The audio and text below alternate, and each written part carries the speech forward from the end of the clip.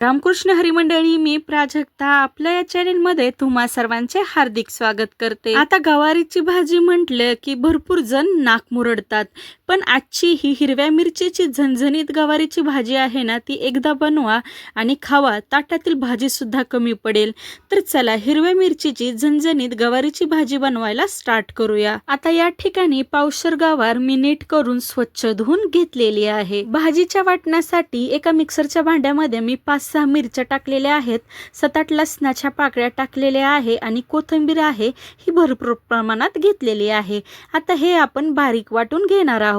जर तुम्ही जास्त तिखट खात असाल तर मिरचीचे प्रमाण वाढवले तरीही चालेल। आता आपण भाजीला फोडणी देऊया।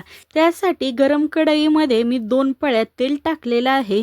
तेल चांगलं गरम झालं की अर्धा चमचा मी त्याच्यामध्ये जिरे टाकलेली आहे आणि जिरी चांगली भाजली की त्याच्यामध्ये हे जे वाटण केलेलं आहे हिरव्या मिरचीचं ते मी टाकून याला छानपैकी मीडियम फ्लेमवर परतून घेणार आहे। याच्यामध्ये आता मी काही कढीपत्त्याची पाने टाकलेली आहेत आणि कढीपत्ता टाकून आपण याला परत एकदा परतून घेणार आहोत।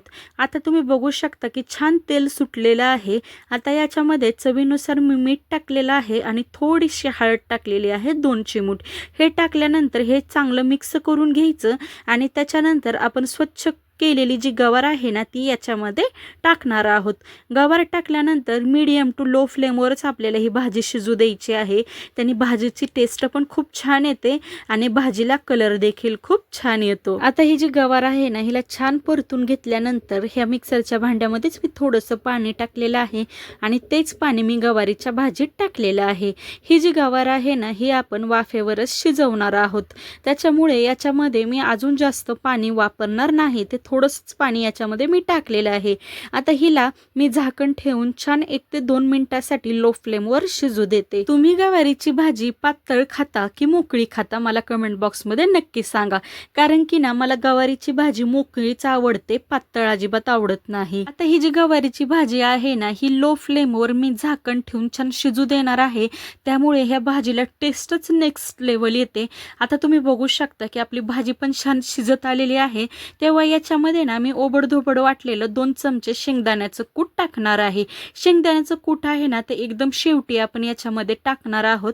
तर चला आता शेंगदाण्याचं कूट टाकल्यानंतर परत याला 1 ते 2 मिनिटं छानपैकी परतून घेऊया। आता गवारीची भाजी आहे ना खूप वेगवेगळ्या पद्धतीने आपल्याला बनवायला येते। आता ही जी भाजी आहे ना ही टिफिनसाठी तुम्ही देऊ शकता। फक्त लहान मुलांना जर टिफिनला द्यायची असेल ना तर याच्यामध्ये हिरव्या मिरचीचा कमी वापर करा। झाकण ठेवून जर ही भाजी शिजवली ना तर 10 ते 15 मिनिटांमध्ये ही भाजी शिजून तयार होते। तर आपली भाजी बनून तयार झालेली आहे। तर चला हिला एका प्लेटमध्ये सर्व करूया। अशा पद्धतीने झणझणीत गरमागरम हिरव्या मिरचीची भाजी तुम्हाला कशी वाटली मला कमेंट बॉक्समध्ये नक्की सांगा आणि नेक्स्ट रेसिपी तुम्हाला कोणती बघायला आवडेल आपल्या चॅनलवरती ते देखील कमेंट बॉक्समध्ये नक्की सांगा। जर रेसिपी आवडली असेल तर लाईक करा, शेअर करा आणि चॅनलला सबस्क्राईब करा। Bye bye.